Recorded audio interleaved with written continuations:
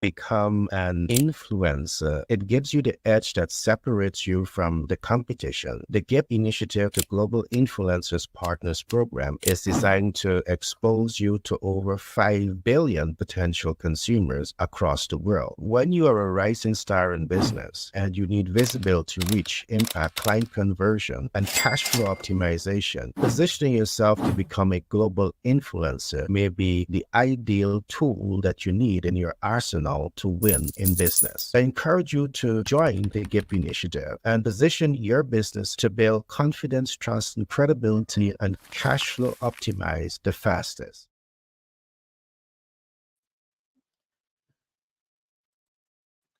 Welcome to another broadcast of the Business Bootcamp.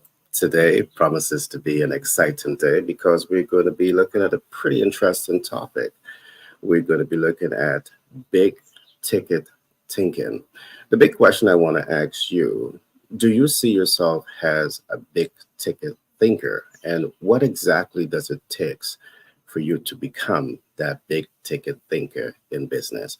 Well, today, what I'm going to do, I'm going to spend some time walking you through 4 important concepts that you need to learn, apply, and master when you want to position yourself to become a big ticket thinker. And I see that my team, they're trickling it into the office, into the studio, as we begin to embark on today's topic. All right, today I see Shivani at the back end. I'll bring her up shortly, and she will be talking to us also about big ticket thinking. But I just want to lay some groundwork just before I bring my guests up, my team up. To become a big ticket thinker, there's 4 important concepts that I will cover today. I will cover the importance of believing in yourself. You see, when you want to become a big ticket thinker, it's about introspection. It's about finding the essence from within. So we'll talk about that very briefly. What it's about, your sense of self, knowing your sense of purpose and knowing your sense of direction. We will also talk about what it takes to invest in building a strong brand. We'll then move on to look at multiple streams of income. And last but not least, we will be talking about going global on today's conversation of big ticket thinking. Having laid that groundwork, do permit me to bring up my theme player. Shivani, how are you? Very good. Excellent. Nice to be I'm here as so usual. I'm so glad to hear that. All right, welcome once again to the Business Bootcamp. And today we're going to be having a pretty interesting conversation in terms of big ticket and thinking. What I want to do is just let me lay some groundwork, and then I'll just open up the floor and for you to talk to us about how big ticket thinking applies to your area of specialty, which is project management. Now, what I've learned in working with many businesses over many years, and your business ideas will rise and fall on your sense of self. All right. So it's important to begin the work to become a big ticket thinker by working on yourself. It has a lot to do with your perspective of self. What I've learned and what we have done in our program, and we have introduced business leaders to a very unique program that really helps the individual to gain what we call a strong sense of self. All right, then we move on with the program to help them to understand a strong sense of purpose. And then we move on to having a strong sense of direction. So there's about 3 basic things that we cover in the foundation program: sense of self, sense of purpose, sense of direction. And I believe that all of this is so important when you want to position yourself to become that big ticket thinker. Some other recommendation that I want to put to you is that having a mentor on your side will not hurt. Having a coach on your side will not hurt. Having a supportive community on your side will not hurt. Having a sponsor on your side will not hurt. So it makes a whole lot of sense for you to start, thinking small is going to keep you small. All right. At least once you make that decision to become a big ticket tinker in business and you apply these techniques that we are tabling to you, you stand a chance to become successful, achieve big goals. So it begins with you. And I'm trusting that rising stars in business who are listening to this content from across the world, you're absolutely taking some notes. I want to also encourage you to like, subscribe, and share. And once you find this content interesting, like, subscribe, and share. So you will be the first to get these content that we are bringing to you on a regular basis. I also see Clement in studio. Hey, Clement, how are you? Good morning, guys. Yes, We good are we, morning. we are few today, but like many, since Shivani is here. Yeah, we're Yeah, still ready to rock the rumble. I thought I wasn't seeing you today, Frank, but I know you were in the background. Yeah, in the background. Yeah. The Yeah, true leader Yeah, now, always in the background. always in the background. I tell Always in the you. background. All right, great Yeah. being here this morning. So always great to have you guys, man. So we are looking today at big ticket thinking. I've just walked the audience through a menu of steps that can be taken when you want to position yourself to become a big thinker. And just before I open up the floor for conversation, I just want to share some experience. What I've seen is that the efforts to move a small project forward is not much different to move a big project forward. It's all about your perspective, it's all about your perception, it's all about your mindset. And I'm saying all of this because you might want to think that, hey, I am a rising star in business, I am a designer, I'm a small lettercraft producer, and I can't scale. But I want to say this to you, with the right mentor and with the right coaches on your side, your small brand can go global when you become a big ticket tinker. And part of our mission and vision in doing what we do is to provide a content of information to rising stars in business that will help to push you in the right direction. You might be a business consultant. You might be a BFC, a business financial consultant. You might be a SCP, a sales communication professional. You might be a debt mitigation specialist. And you might be operating at a small scale. But with the right information, you can go global when you start positioning yourself to become a big ticket thinker. And what I will do before the end of this program, I will give you a step by step approach that will position you to attain that. So far, I give you one of the four steps. And step one, it's about you. You have to work on you, your sense of self, your sense of self confidence and your ability to apply yourself. The second concept that I will talk about later in the program is how to build a strong brand. I'll give you a step by step approach to accomplish that. Then I will talk to you about building multiple streams of income. And last but not least, I will give you some simple steps that you can take to go global with your business and your brand. So I'm going to open up the floor now. Shivani, and what are your thoughts? I mean, as a project management specialist, I see that your portfolio plays a tremendous role in helping rising stars in business to develop the project and think through that project and identify the tools that can be deployed to become big ticket thinkers. What I want to hear from your perspective, how do you see project management tying into big ticket thinking? Thanks, Gary. Always wonderful to be part of this business bootcamp conversation. 7 a.m. my time, on a Friday morning. Now, you speak about a great term, big ticket. How could we get the big ticket? And everybody looking for the big ticket, and you want to scale up your business. Definitely project management can assist us here. I want to introduce this line, and I heard it recently. A lot of persons, we want to start hot and sweaty, and you can't finish, and you stop in between, right? Overnight success. Yes. So don't start hot and sweaty. When I heard it, I said, I want to correct that statement. I want to add something to that. Start hot and sweaty, but continue. Continue being hot and sweaty because you start and you stop. So I don't want to say don't start hot and sweaty. Start hot and sweaty, but you have to plan, you have to prepare yourself in order to start hot and sweaty. It's just like a relationship. You want to get into the relationship, you have to prepare yourself, right?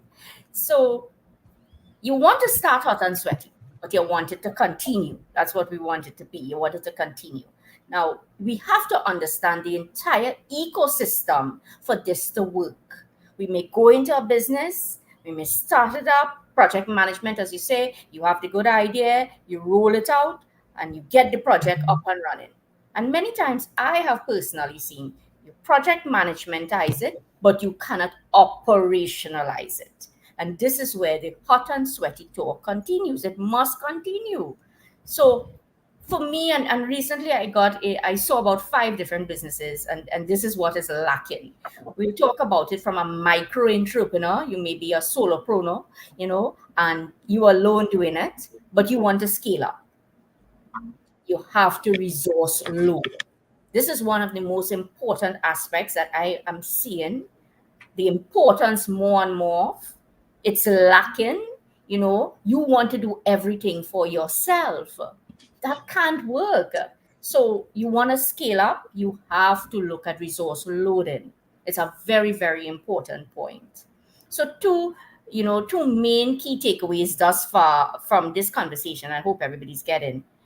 How could project management really contribute to you growing global, as we say, going global, as we say. That's the big ticket thing now. And it could be done. It could be done. Of course, people are doing it. You start hot and sweaty, and you forget you have to continue. So just I came out of another conversation before I went into this one. We got something up and running from a facilities management point, and we get it up and running. But what about continuing it? You have to remember you have to pay money. You have all these budgets to continue it. And people may become very happy when you see one aspect of it, but continuing maintaining it is always a different story. So you have to understand the ecosystem. You want to start, yes. But what about sustainability? What about continuity? Projects fail because of this. You may have one aspect when you look to see if it is really working. You realize, but wait, it's a pilot project. Yeah, I did something, but it really didn't make any money because it was a project in the first place and it just able to cover your costs. But the revenue wasn't really seen because you did not operationalize it. So, in my experience, Gary, moving from project to operationalizing it is key issue to scale up, right? There's a disconnect there. People forget. You put everything into the project, but you have to remember, hey, this thing have to continue. This thing have to continue, otherwise it's going to go out. So thanks for that, Gary. Don't start hot and sweaty, but get a method to continue being hot and sweaty.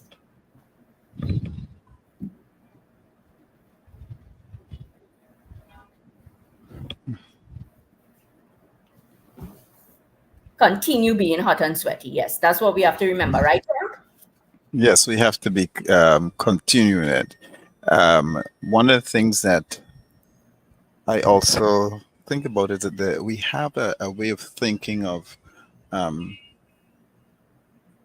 golden ticket thinking. And there's nothing wrong in having that thought of living a rich, full life. Yeah. That life that is dripping with abundance of money and happiness. That's one of my dream. And it's possible.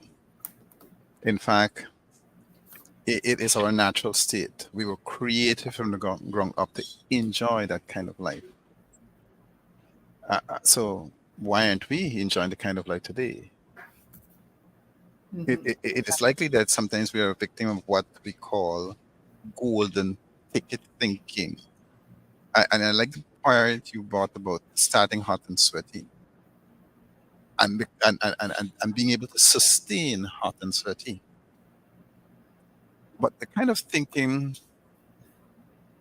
if we are just going to become rich, if we're just going to um, do whatever it takes, for some people, it has destroyed their life, destroyed their family relationship and self-worth.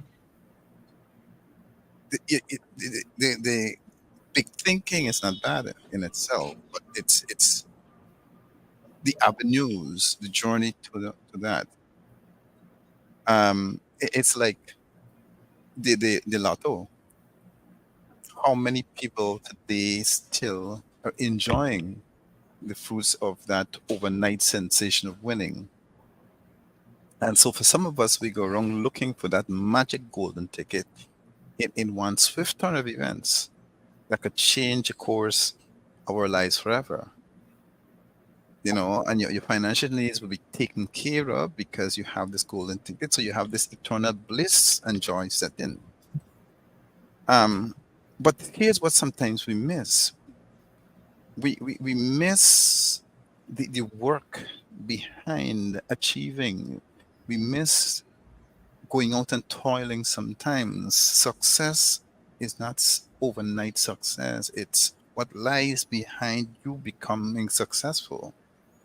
Look at the Beatles, for example. See, a lot of people not knowing the story of the Beatles, they think that they were an overnight sensation. And in fact, that they one day found a golden ticket of music and they shot to the top, but that is not true.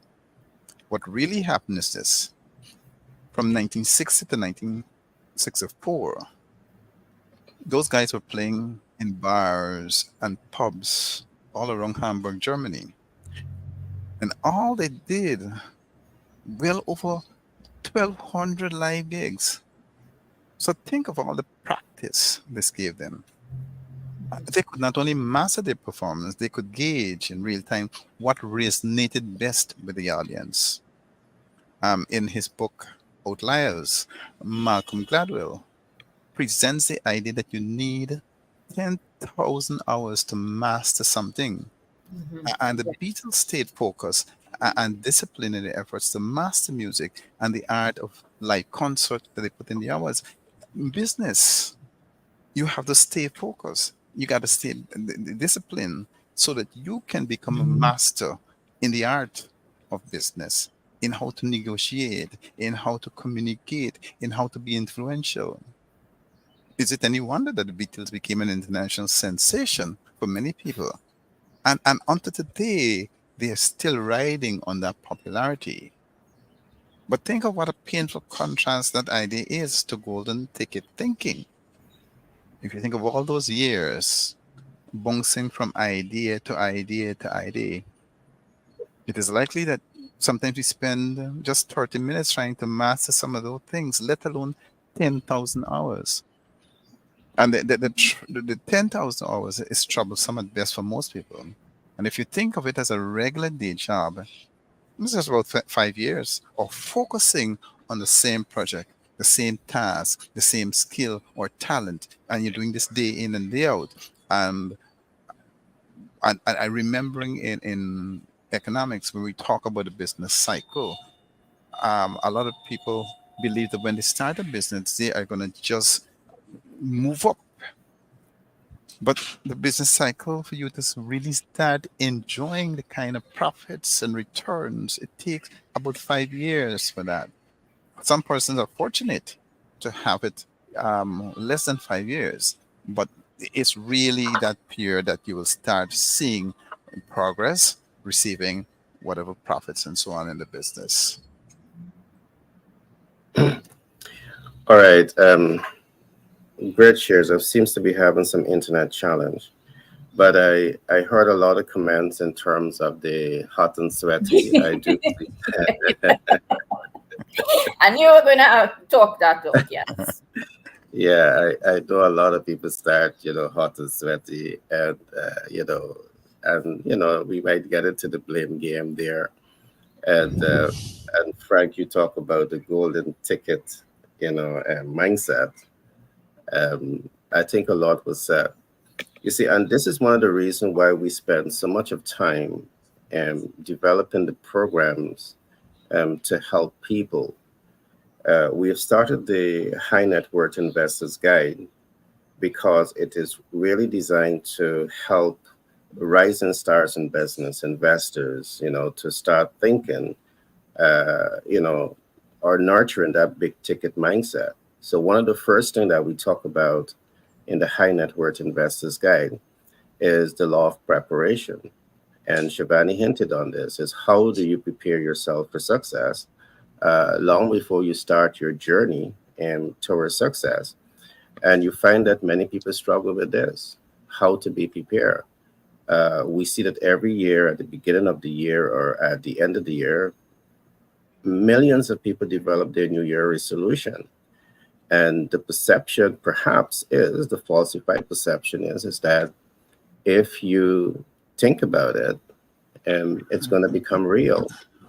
But there's a planning process, there's a preparation process, there's a blueprint to attain the, whatever success you want to position yourself for. Only yesterday I released a video where I talk about my journey into real estate. When I started real estate investment in 2010, I really had limited knowledge about real estate. I was grounded in business studies because I've studied international business at Cambridge University. I know to do research, so I set out and I started to do research. Before I started the investment portfolio, one of the falsified notion that I had is that I could have clinched a real estate deal in 2 weeks. While it might be possible to clinch the deal in 2 weeks, based on state apparatus, it has to go through a due diligence process. It has to go to the Gazette. It takes some time to get to the Gazette. It has to go through a legal process. And had I not been aware of that, I would have pulled out of the deal, because the first deal to complete that deal took about 6 months. Now, 6 months is long to clinch a deal. Now, and this is why we have developed that program that talks about the law of preparation. So you have a clear mental picture as to what the process is. We talk about the law of application. And this is how do you apply yourself after success. We talk about the law of wealth management, because after you get it, you want to know that you're in a position of strength to manage it. And then we go further, we talk about the law of wealth expansion. The last thing that you want to do is to build wealth, and you're still a small ticket thinker. You want to keep nurturing that mindset of being a big ticket thinker. So you have to think of ways to expand. Now, with all honesty, I do believe that Shivani may be right. A lot of people may come with an idea and they're all hot and sweaty. But what I've seen is that you can trace that way of thinking back to socialization. All right, back to socialization. Is you're either thinking that way by default, or you're thinking that way, which is a form of socialization, or you're thinking that way because you have not been socialized the right way. Think about the period of time that a young person spent at high school and spent at university. That's supposed to be enough time to reflect on what Frank just spoke about, 10,000 hours of socialization to the right processes of doing things. And can you imagine if they're socialized in a strategic way to master a particular craft in that 10 hours, in that 10,000 hours? That hot and sweaty is not going to come. They're going to be beyond that hot and sweaty because they're going to have data. So that brings me to my next point that I wanted to talk about today, which is building a strong brand. when you want to position yourself to become a big ticket thinker, I strongly encourage you to invest your time, talent, and resources and to build a strong brand. Now, how do you go about building a strong brand? And now, if you followed me, you would have heard me talk about the MVO, which is focusing on your minimum viable offer. There's reasons why. Focusing on your most viable offer as against your maximum viable offer. You want to have a strong brand, but how do you get to that point to build a strong brand? Because the brand that you're going to build as you position yourself to become a big ticket thinker is not necessarily for you. You're building a brand for people. So how do you know that the brand that you're building is relevant to the consumer, is relevant to the ideal client? You have to do research. All right, you have to do research. So I'm going to walk you through a step by step as I would have promised. So while you're doing research because first of all, you want to identify who is your ideal client. You want to identify what are their pain points. And as you identify your ideal clients and their pain point, you now want to start thinking about innovating your value offer, your MVO. That value offer must be relevant to the ideal client, but you don't know if it's relevant before you do the market research. If you're innovating products, if you're innovating services, and you come into the market and you don't have the data, you're speculating. And if you speculate, it's not the way big ticket thinker think. They have solid information that is informing that decision-making process. The next step that I want you to look at when you want to become a big ticket thinker is not a gamble, it is an investment. So if you don't know how to do it, it makes sense to get mentors, to get coaches on your side that's going to help you to navigate that process. And part of your process is to establish market viability. You want to become a big ticket thinker. You want to put yourself in that position where you're going to establish market viability. So when you look at market viability, what exactly are we talking about? To predetermine market viability, there's a few things that you need to know. The size of your market. It is by understanding the size of your market, it's going to put you in a position of strength to predetermine the potential of that market to cash flow. So because you now understand the potential of the market to cash flow, as a big ticket thinker, you can say, I want to own 5% of this market. So becoming a big ticket thinker is not wishful thinking. You're thinking that you're training the mind to think this way based on data, based on information. And understanding your market size is going to put you in a position of strength to have realistic big ticket thinking. The next step that I want you to focus on is to establish market access. Because very often what we see is that as rising stars in business, you get into business and you see all the glitz and all the glamour, you see all the possibilities, but are they realistic? You have a product, you have a service, but are you aware of if you can access the ideal client? The possibility exists that there are consumers for your products, for your services, but they are not in your geographical location. But because you don't have the data, you don't know this.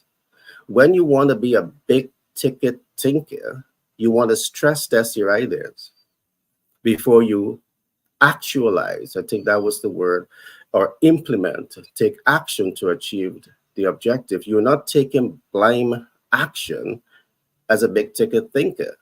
You want data. And on this program, I will continue to emphasize the importance of having data, because data is what makes you an educated leader. All right. And you always want to put yourself in this position where you have the information that is helping you to make informed and educated decision about the steps and the processes that you're going to be using. I'll talk about processes after my colleague would have speak. The next thing that you want to establish when you're positioning yourself to be a big ticket thinker is to establish urgency and immediacy. You see, it doesn't make sense to be a big ticket thinker innovating products and services, but then you don't know if there's any demand for your products and services. You don't know if there's any urgency and immediacy for your products and services. A big ticket thinker want to grow, want to cash flow, want to optimize your potential to scale up. And you can only do this effectively based on data. So as you innovate products and services, you're asking yourself, am I reaching an urgent need or am I reaching an immediate need? And you're allowing these data analytics to inform your decision-making process. And this goes back to my point. Think about this.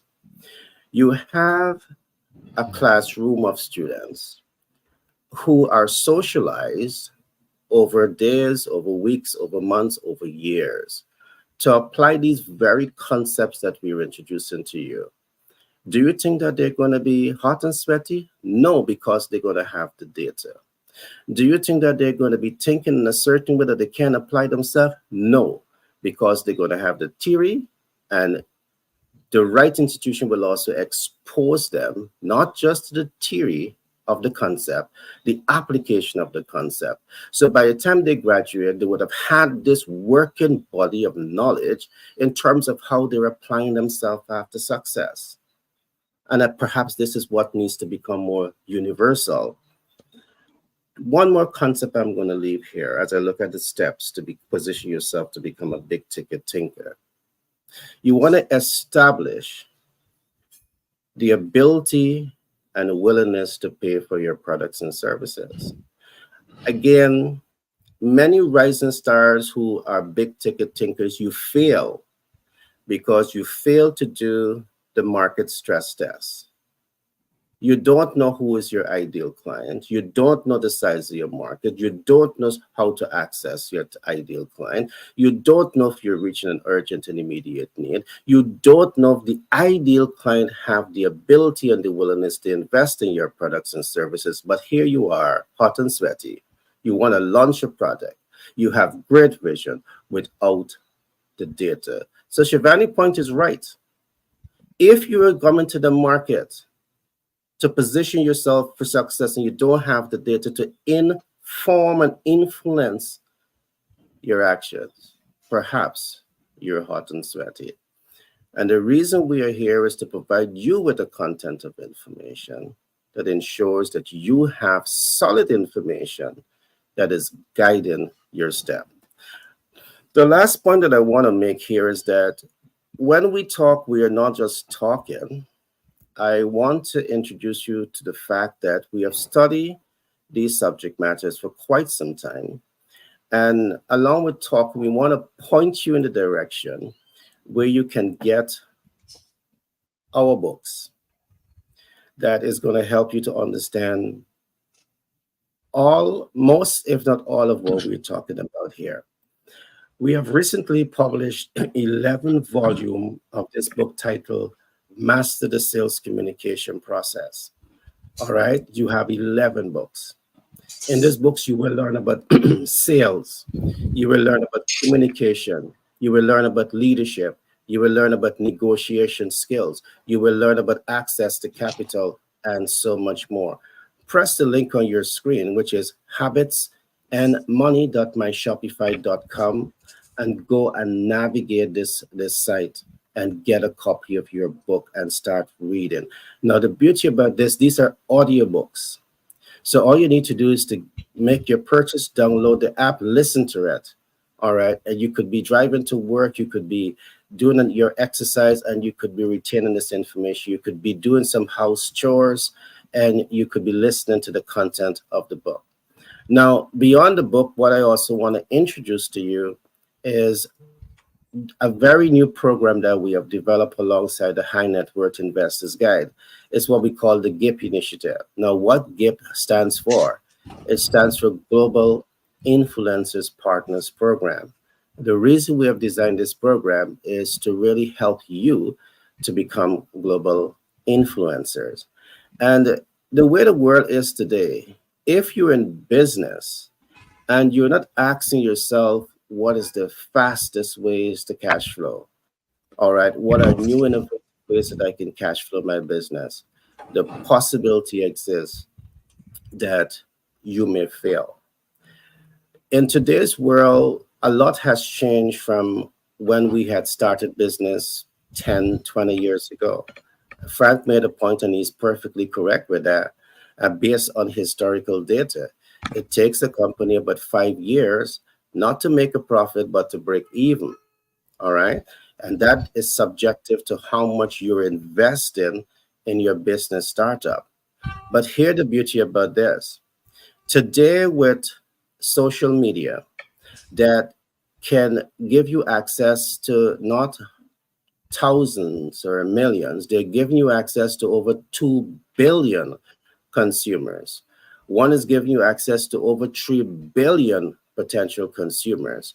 Once you understand data analytics, once you understand how to position your brand in the market, by leveraging these platforms, by digitizing your content, guess what? It opens up a new avenue, a new rainforest for you to optimize, fast track your business potential to cash flow.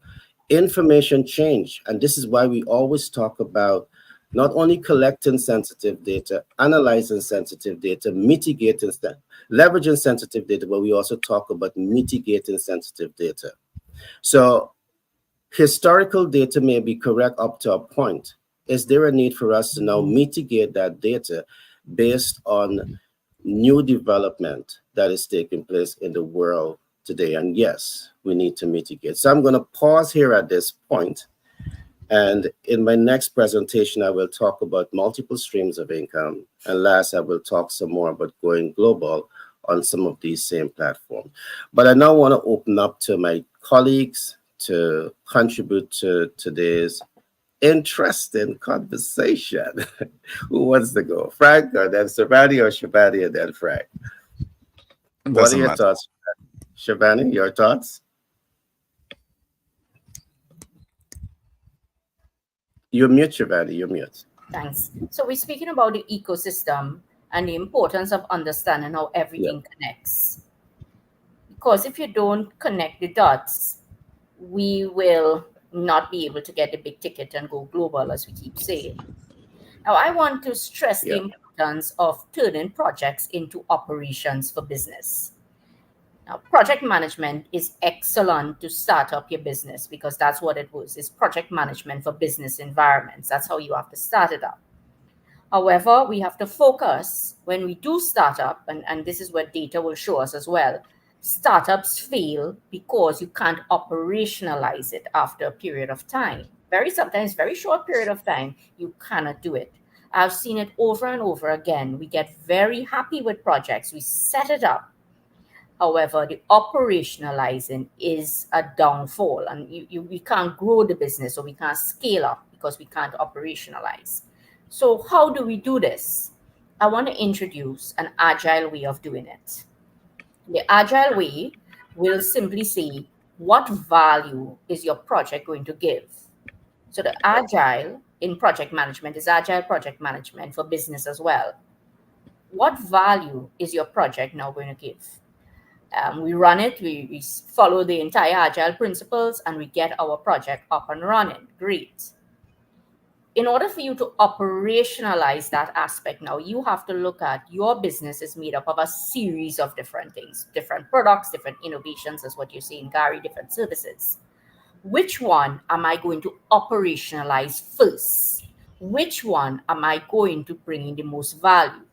So to operationalize that aspect, that is what I will pump in my resources in first.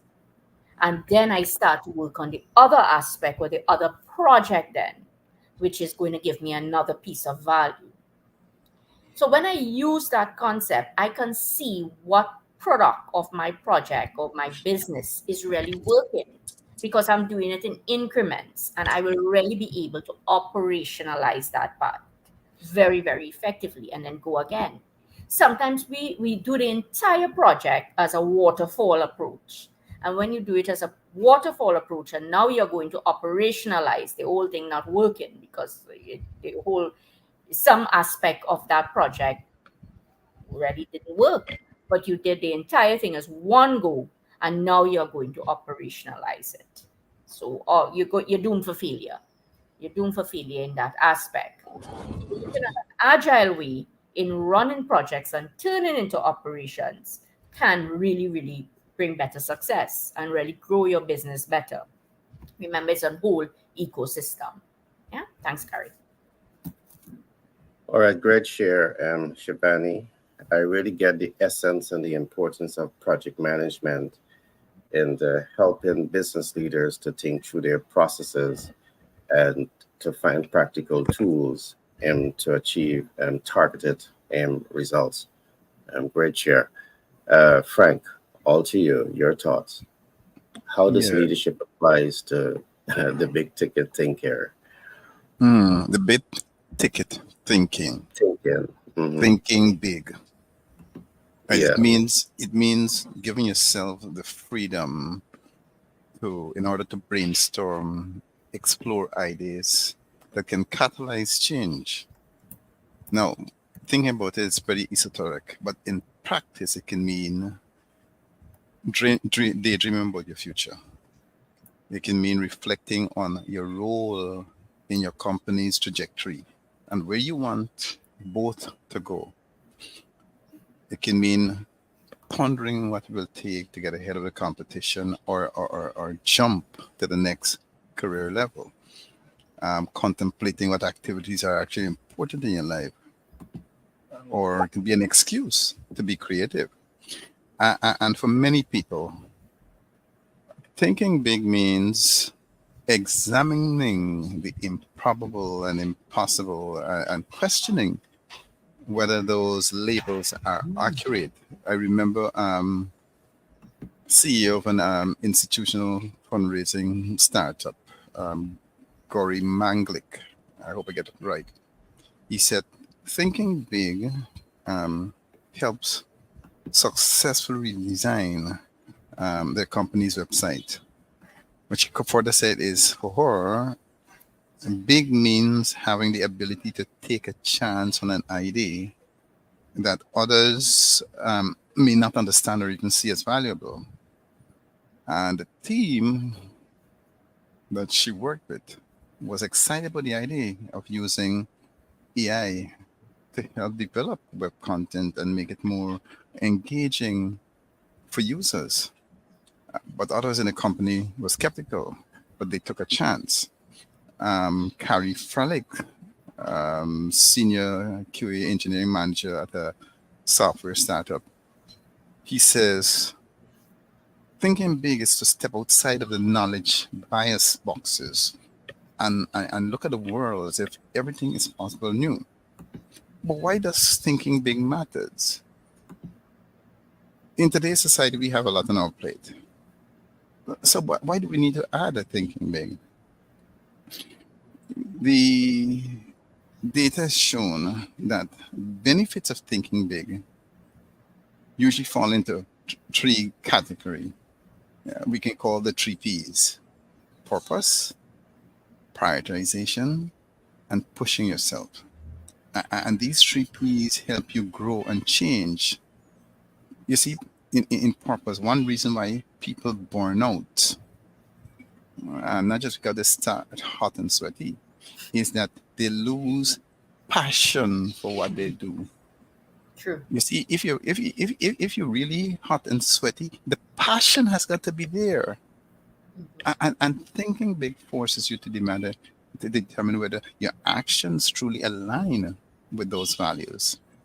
Some people use thinking big to tap into their creative side, helping them contribute something interesting to the company and even the community.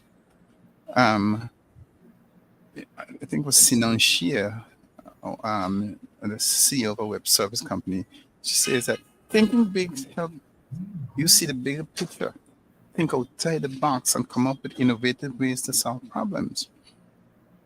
Me, for example,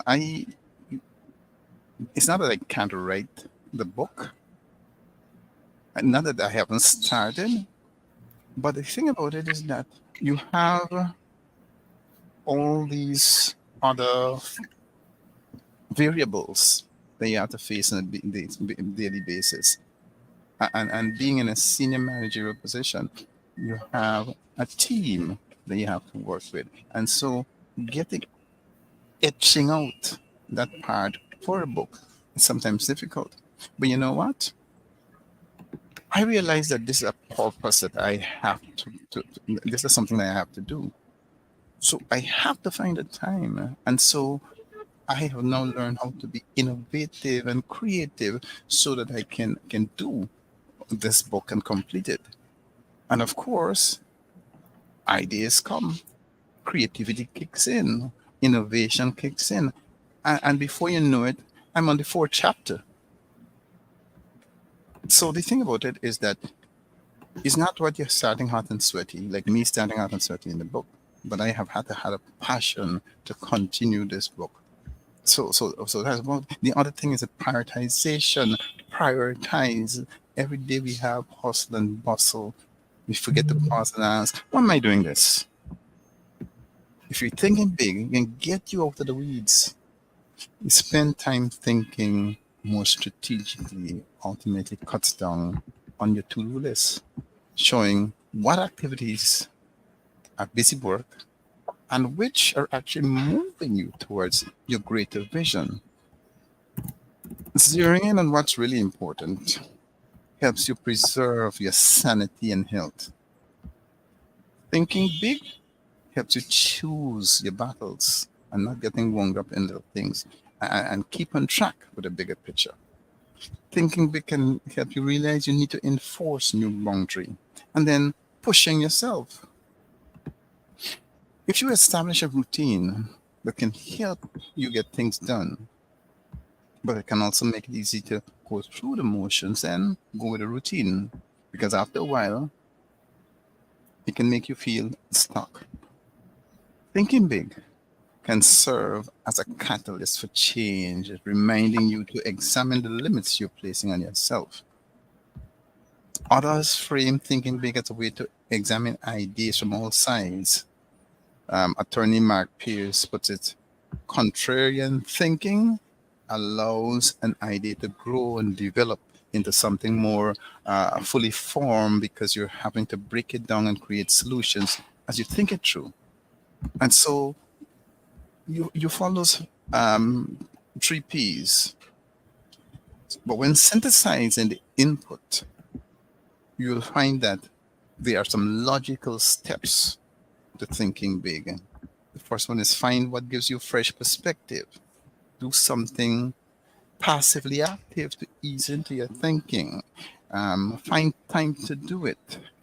Use good prompts. Let yourself daydream. Remember, you can't have output without input. So putting thinking big into practice is that you review the responses, why people emphasize thinking big so much, and how to make it a key part of your business strategy. I can already tell that tackling number 3, which speaks on finding time. Finding time is sometimes difficult for anybody. When you have to go through that landscape and minds of life that you find are stumbling blocks sometimes, but you still have to find the time because we find time for things that we have a passion about. And that's the reason why we need to look prospectively at what we're doing. And even if you start hot and sweaty, start with passion, and passion will drive it. Get your purpose.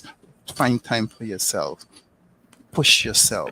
Sometimes we really have to push ourselves.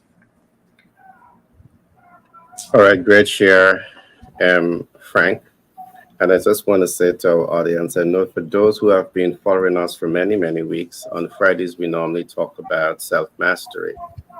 But I do believe in a play-off of self-mastery. At the end of the day, once you bring yourself to master yourself, you want to ask yourself, am I really a big thinker? And that should be one of the outcomes that you want for yourself as you take practical steps to master who you are. You want to position yourself to be a big thinker. Now, I want to say a couple of things, and I want to get just slightly religious here. In the great book, we learn words and thoughts has molding power. And I'm really trusting that you are taking time as Christians to really understand the frequency of words and the frequency of thoughts, because I'm not the author of it. I'm only the messenger. And you need to take time to understand your thoughts and your words and ensure that you can align it to becoming a big ticket thinker or being a big ticket thinking. Why? Because the words that you say to yourself, to your community, the thoughts that you're having, the great books say words and thoughts has molding power. I just want to leave that. Also, I want to keep it a little simple when we talk about big ticket thinking and going global. And I want to give a practical example as to how this could work. Can you imagine that you're a teacher and for many years your key focus is about connecting with your students, inspiring your students, empowering your students to be great. And you did this for quite a number of years.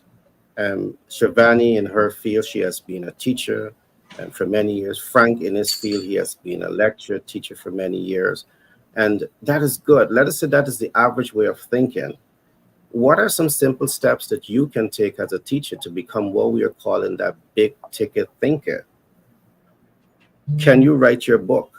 And Frank now is taking the bold step to complete his book after I have been behind him for perhaps the last 5 years to get it done.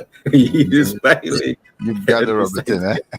He's using agile approach, Gary. The agile approach. The Like, agile, the like that. good, agile, the agile approach good, is helping. Yes. So good. you've seen the So chat. he's evolving. Yes, yes. Good, he's evolving. So as a teacher, you now have your book. As an author, you create another stream of income here for yourself. But you're not stopping here because you're going forward to become that big ticket thinker. You are now a podcaster.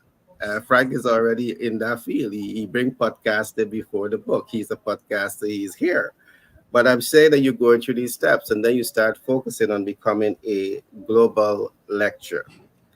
All right, because you're now a podcaster, you can use your social media audience platform to lecture across the world. Is that part of the big ticket thinking? Yes, it is. All right. And this can open up tremendous opportunities for you to build that global visibility. But let me talk about a couple of things because I'm on that path now of looking at multiple streams of income. And I do believe that wealth is a mindset, and that mindset is shared by the kind of information that you have. What I've learned is that many persons' circumstances remains the way it is because of lack of information. That's another thing that we learn from the scripture. A lack of knowledge of people shall perish. You're going to perish not because there are not opportunities, but because you don't have the information in terms of how to access it. Our role as we talk and try to provide information to help you to become big ticket thinkers is to provide you with some of those information. So I want to recommend is that you start thinking about multiple streams of income. The very example that I gave just now open up some opportunities. So if you're a teacher, a lecturer, a business consultant, a SCP, a BFC, a debt mitigation specialist, guess what? You have tremendous opportunities here for you because you might be in your profession, which is one source of income, but do you have a book? Why not? Get that book, and we're going to help you to put it on the bestseller portal where we are building out an international community that could perhaps make it a bestseller in a short period of time. That creates another stream of I income. Get that book, and guess what else? no. A few other things can happen. You can develop your own podcast. We are working with a number of persons across the world to really help them to become podcasters. That's another stream of income. Because when we are working with you, we're going to really show you how to develop multiple streams of income on all the platforms that we're going to be teaching you to leverage. I'm giving a high level overview. But when you leverage the right platforms to host your podcast, that platform pays you to do that. And you're able to attract affiliate marketing. That's another source of income. All right. You're able to do independent advertising. That's another stream of income. So I'm saying to you, not because you don't know it's possible, it means it doesn't exist. The book says it. Lack of knowledge, you're going to perish. Now, if you want the information, it makes a lot of sense to connect with this network that can really put you on that path to get the right information so you can now position yourself to become a big ticket thinker and position yourself for greatness in business and in life. Now, once you find your systems, your processes, there's a couple of things that I want to say as you start to build out multiple streams of income. You want to systemize that process. So what you're going to be doing to attract multiple streams of income, you want to have it systemized. So I'm telling you what you need to do as you start to position yourself to become a big thinker. But what does it mean to have systemized processes? You know, very often we find people do things, but then they can't repeat the process because you didn't have a system. You represent what Shivani said, hot and sweaty. All right. You don't have a process. But when you have a process, guess what? You have transparent systems.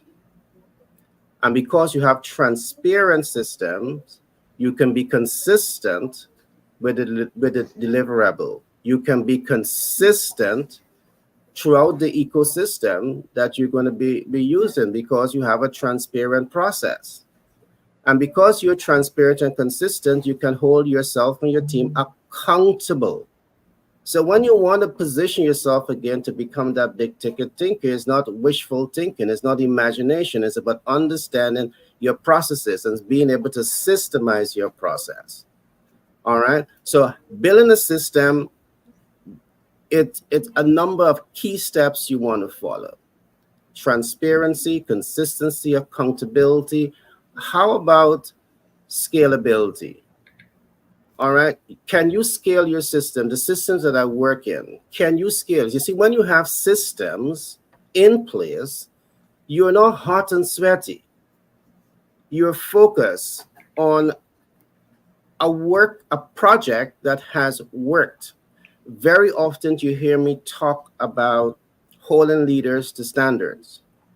And when we talk about holding leaders to standards, we talk about high reward, we talk about measurable results, we talk about predictable outcome with the highest degree of accuracy. Hot and sweaty don't give you that. Systems gives you that. And you want predictable outcome at the highest degree of accuracy when you are positioning yourself to become that high, big ticket thinker. The last concept I'm going to give here is where I'm going to talk about digitizing your process. Because what digitizing your process allows you to do is to make money the smart way. All right. And these systems that I'm telling you about, we're using the system because we are partnering with international platforms. Now, if your system is not properly digitized, it means as a lecturer, you have to enter the classroom to teach. So you're only earning when you trade your time for money. But by digitizing your systems and your processes, guess what? You capture one lecture, you refine that lecture, you upload to a digital platform, you create visibility of your content, you attract an audience, your audience pays for your products, and guess what? They pay when you sleep, they learn when you sleep, and you earn when you sleep. You digitize the process. Again, it's not because you are not thinking these thoughts. It means that hundreds of thousands and millions of people are not using these systems and processes to position themselves for greatness, to become that big ticket thinker. Our role is to provide you with that information. We could have been charging you a whole lot of money, but in the business boot camp, we are giving away information because we want you to win. All right, you can have online automation. The whole system can be set up for that to have happen. All right. And we have been doing this for quite a number of years. We want to share this information with you on the Business Bootcamp because, as Rising Star in business, we understand the need to have the right mentor, the right coach, the right support system, the right sponsors on your side to drive you to success. And I'm happy to have Shivani. I'm happy to have, Frank and my team, other team leaders here who are committed to that process of serving you. The only reason they show up here is because they love you. They may not know you, but they flow from a place of love where they care for you. All right. And they come every day to give value. They come every day to fix the problems. Although we may not know whose problems that we are fixing, we understand business enough to know some of the challenges that businesses are faced with, and we speak to those issues. So I'm going to open up the floor now for some thoughts on the topic. And time flies so fast when you're having fun. So Shivani, you can chime in again, and then I'm going to come quickly to Frank, and then we're going to go to our closing remarks. Shivani, on to you. So, Frank, you spoke about passion, and passion for your book, and that's why you're continuing with it. So, yes, you started hot and sweaty, but because of passion, you are able to continue to finish the book.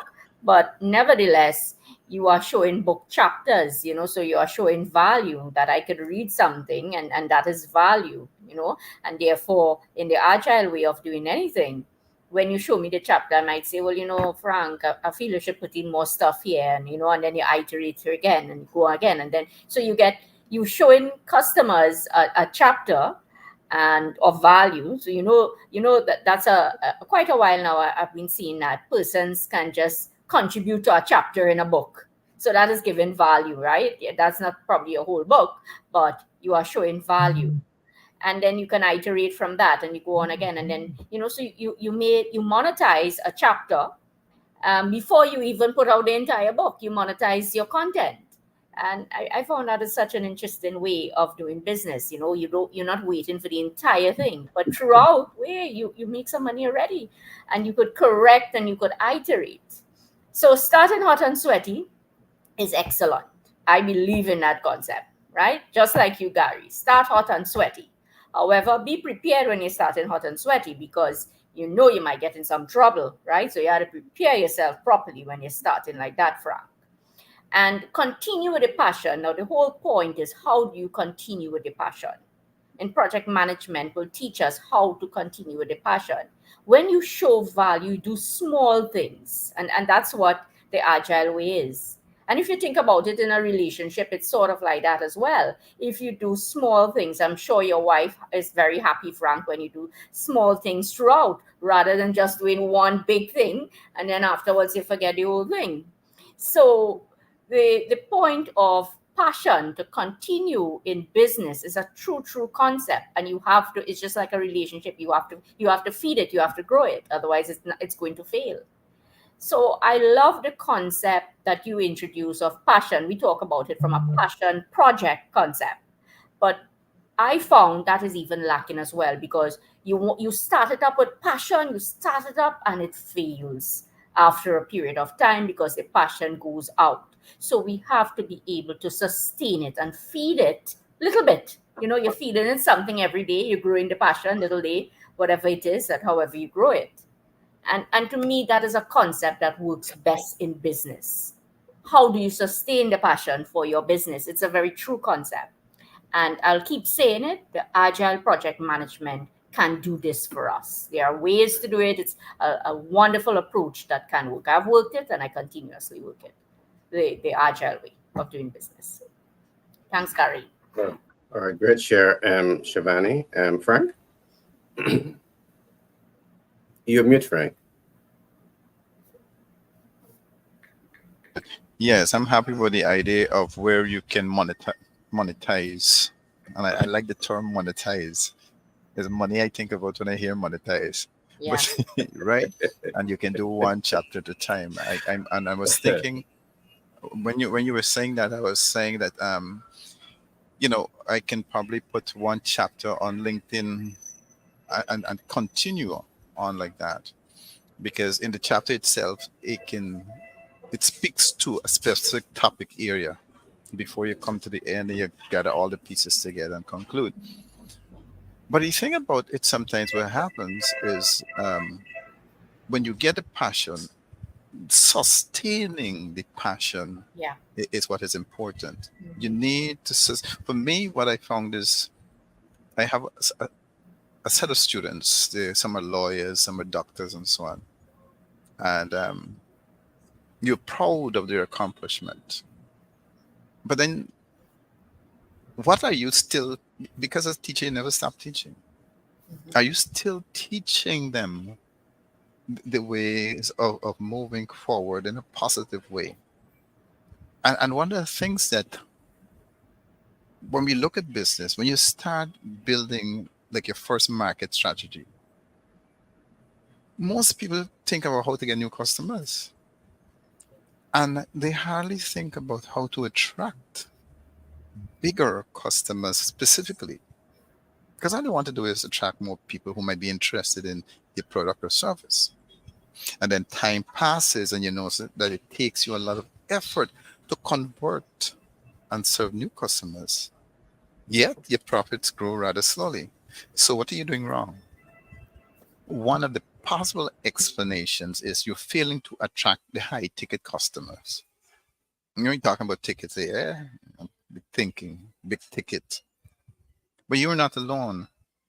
Research has shown that 40% of businesses miss their revenue targets. And interestingly, the same report shows that only 21% of underperforming organizations are aiming to increase the average sale price for deals. To close larger deals, you need to revisit and adjust your whole business strategy from brand positioning to marketing and your sales campaign. And there are some, I'll just do a few. There are more than 10 of them, but these are actionable strategies for attracting and winning high ticket customers. But before we go into that, let me stress this. A low ticket customer isn't a bad customer. It just might not be the right fit for your business and its growth ambitions. High ticket versus low ticket customers, there are two different business models that require to choose between generating few high ticket or driving many low ticket conversations. A different model implies different approaches to present your product or your service. Now, when focusing on the low ticket customers, you price your products or services moderately and you use the cost as one of the key competitive advantages of your offer. The situation with high ticket customers is different. So let's consider that you are running one of those SAB business, but instead of attracting, converting, and supporting 20 customers that will pay you $1,000 each year, you can work with just two that pay 10,000 and still have the capacity to onboard many more high ticket customers. What can possibly go wrong? In the first scenario, if you lose one customer, you'll be down to $19,000 per year. The second model is less safe because after one customer bills, you'll only have $10,000 per year. However, if you have a working setup that delivers quality leads regularly, it will allow you to reduce risks and focus on growing your business steadily. And so some ways to land high ticket customers. Like if your company is aiming to target higher revenue customers, then you need to tweak some of your typical behaviors and activities. The first one is to identify your best prospect. It's you who defines the type of prospect that be interested in your company's offering. Your marketing and sales strategy will completely depend on the type of people you want to reach. with your campaigns. Therefore, it is crucial to build ideal customer profiles, which ICP, before taking any action to attract high-end prospects. The second one is target your ideal prospects in your content. I know it's tempting to appeal to broad audience with your marketing campaigns. It might seem that more people you reach, the more customers you get. In fact, everything is exactly opposite. Running a blog, always pay attention to the interests and needs of your ideal buyer personas. In fact, in a Forrester research, it showed that 63% of buyers ignore the content that isn't relevant to their needs, isn't relevant to the industry, and isn't relevant to their role. For example, if you figure out that your target audience is highly experienced in the subject or product, don't waste your time creating how-to guides for beginners. Because while narrowing your campaigns down to a very specific niche will limit your reach, you'll be able to convey messaging that resonate with those few, what you call them, C-level experts who have the highest potential to become your best paying customers. The third one is focus on building your brand. It's likely that when going to the higher level to get a high ticket, you'll face competitors different from your usual lot. And these are big brands serving enterprise level companies that are not after low prices. These brands have earned trust in the niche and appeal to high paying audience with their brand reputation. So to win the competition for the attention of these audience, you need to establish a strong brand.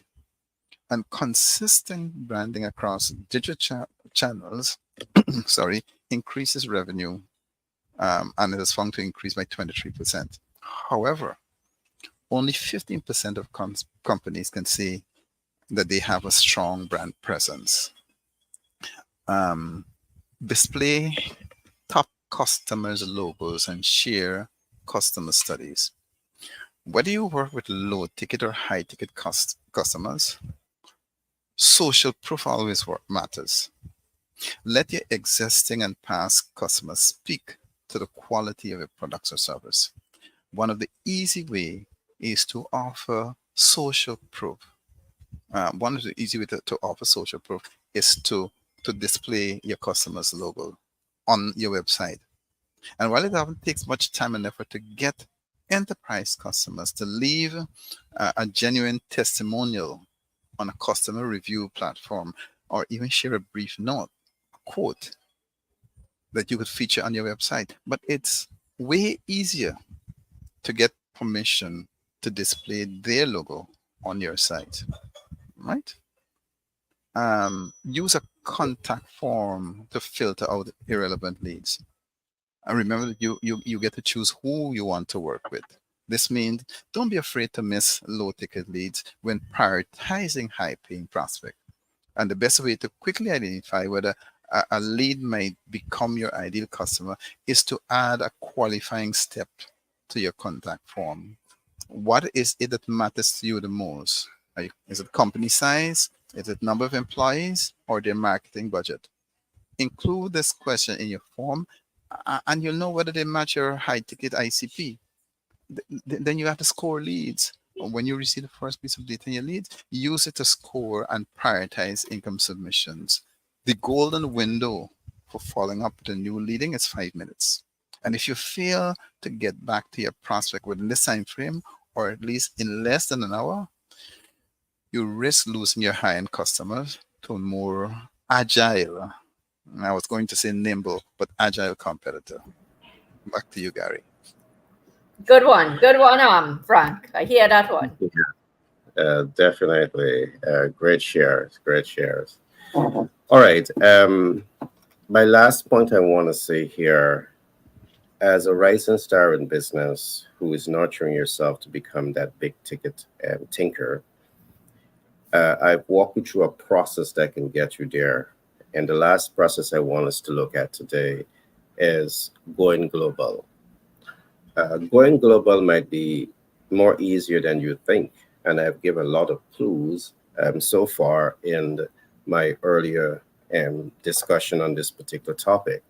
But let me give a step-by-step approach here again. One of the first things that you want to focus on when you're preparing to be a big ticket thinker that can go global, you want to build your strong personal brand. All right. Your strong personal brand, it's about you. You also want to ensure that you have a strong corporate brand. The next step that I want you to look at is start to identify how you can leverage what we call influencer marketing. Now, when you have a strong brand and you train how to become an influencer, it makes it easier for you. And an influencer, one of the reasons I want to emphasize becoming an influencer or aligning yourself with influencers is because many businesses go through a growth curve. And the growth curve can be days, weeks, months, years. In most cases, it takes quite a number of years to break through that know, like, and trust. And while you're going through that growth curve, that visibility curve, you want to have cash flow. And in most cases, when you don't have the cash flow, the business by itself, by default, and falls out of the market.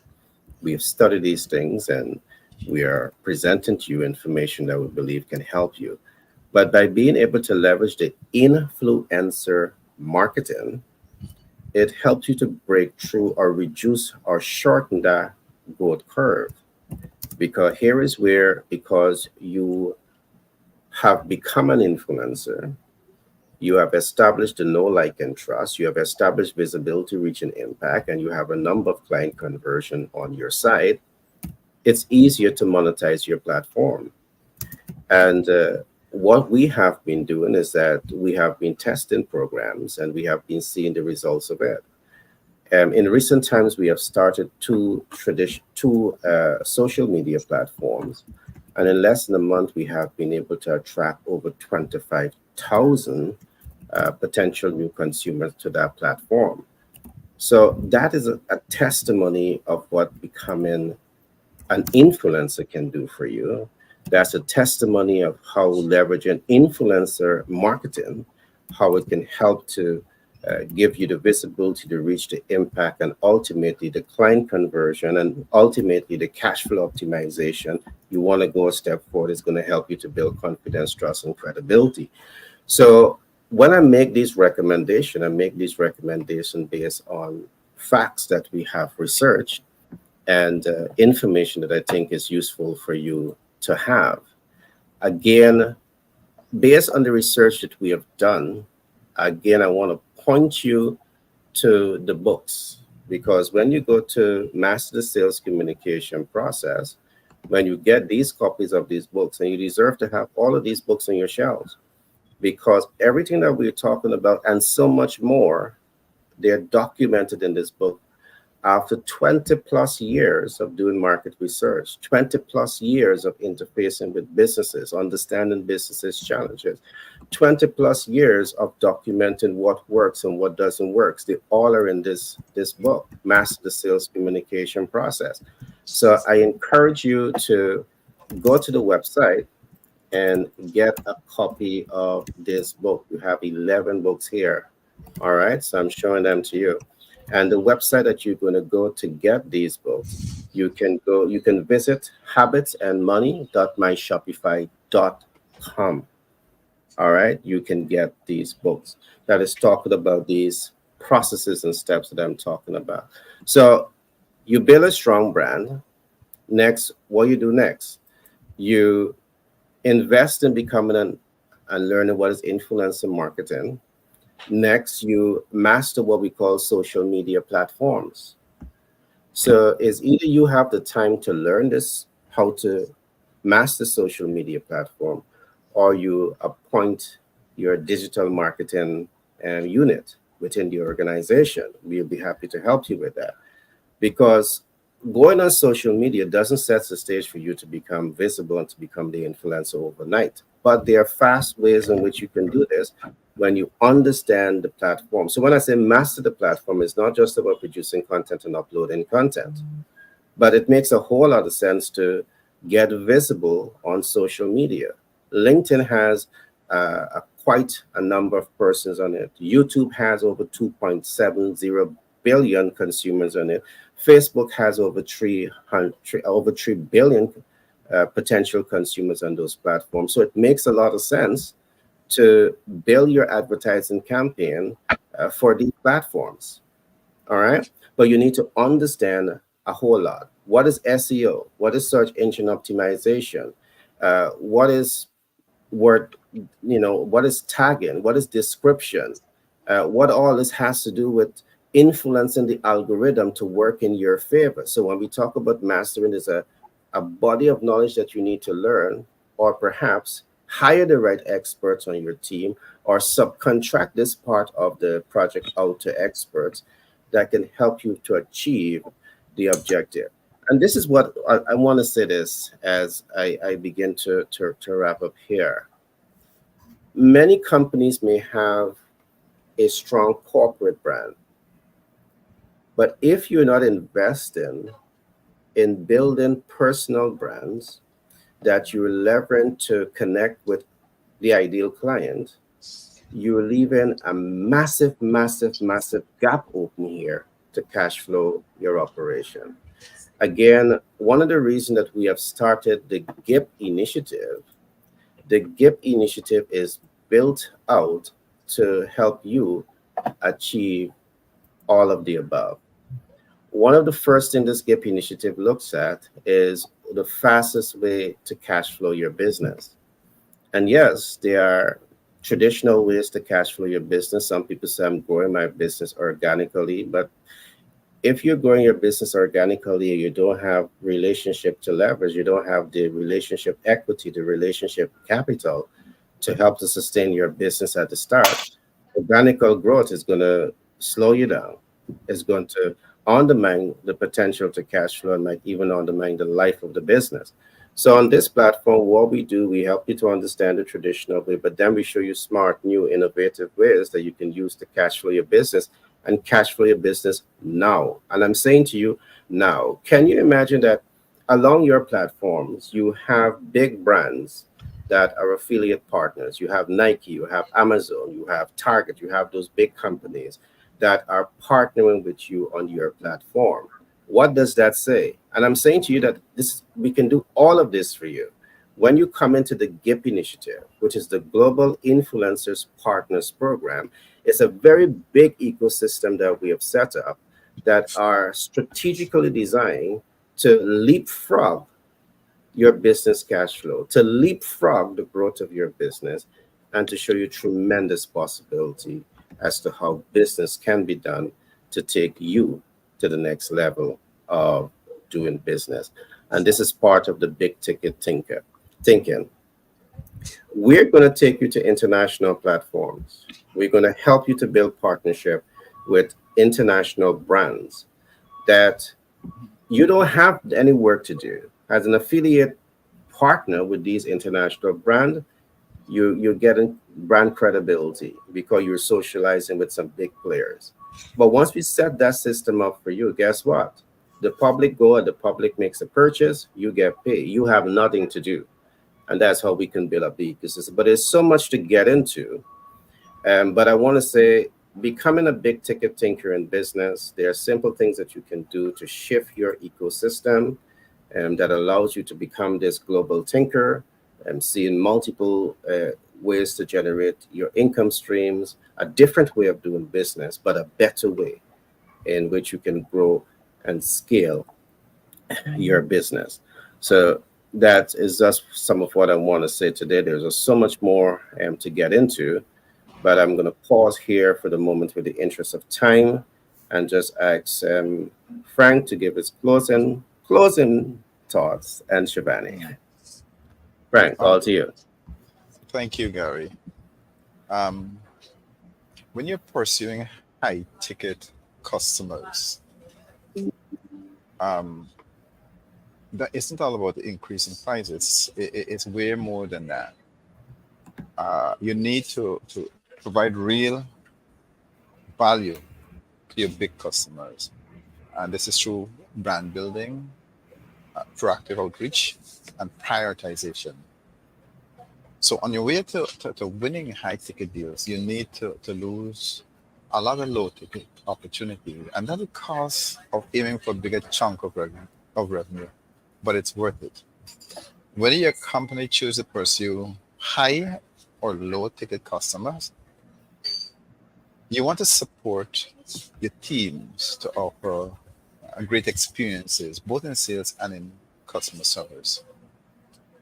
But if you want to learn more about how we can help you to do this, stay in contact with us. We are going to help you to propel that business into a new trajectory. Thank you. All right, thanks for that share, Frank. Shivani? Global, you can do it. Any business can scale up with the correct skills, the correct mentors, the correct coaches. I preach a project management way of doing this, which is the waterfall and also the agile way that can work and show you value. But I want to close by ensuring that everyone understands this is just one aspect to fit in the whole. Synergy is where the sum is greater than its parts. Do not think in silos. Think about how everything fits together. It's an entire ecosystem. And this is why it will work. We are here to help you create the ecosystem, not only to start up, but to grow. Thanks, Gary. Always a wonderful convo. Frank and passion, right? Sorry, Frank. Growing your passion, right, Frank? Yes. Yes, guys. It's always great to have a fun pack of folks that you can sit early in the morning and you can, have stimulating conversation. Definitely good. All right, to the audience who have taken the time to tune into today's program, I want to thank you from the depths of my heart. We want to thank you for taking time out for being here today and really giving us an opportunity to serve you and to provide information to you that can better your business and strategies. I want to encourage you that if you're here for the first time, to like, subscribe, and share. So you will be the first to get these content that we are bringing to you on a regular basis. Today is Friday, so I want to say do have a great weekend ahead of you. Tomorrow we will be on air. We will be on air 3 p.m. EST. I want to encourage you to come and join us. Tell a friend that the Business Boot Camp is going to be on air Saturday, usual places. Come be part of the conversation because you're going to have information that's going to help to boost your operation forward. I also want to thank my team for being here today. Shivani is extremely talented lady. She is a professor, she is a lecturer, she is a business consultant. She manages more than one company. She has years of experience in the oil and gas industry. And, she comes with a tremendous passion with project because she really wants to put that body of knowledge to help you rise and star in business. I have Frank. Frank is an economist by profession. He is a leader, a certified leader, and he is bringing out a masterpiece, his next book that I know is going to really touch and transform the lives of millions of people across the world. So Frank, as you can see, I'm doing some marketing here, so I'm negotiating for 20% of all sales. All right. I just love your ambition. A skilled negotiator always sees the money, right? You're not the only person seeing the money, right? I know. Okay, folks, do enjoy and have a great day, a great weekend in front of you. All right. Take care. Bye. Yeah. Bye, everyone.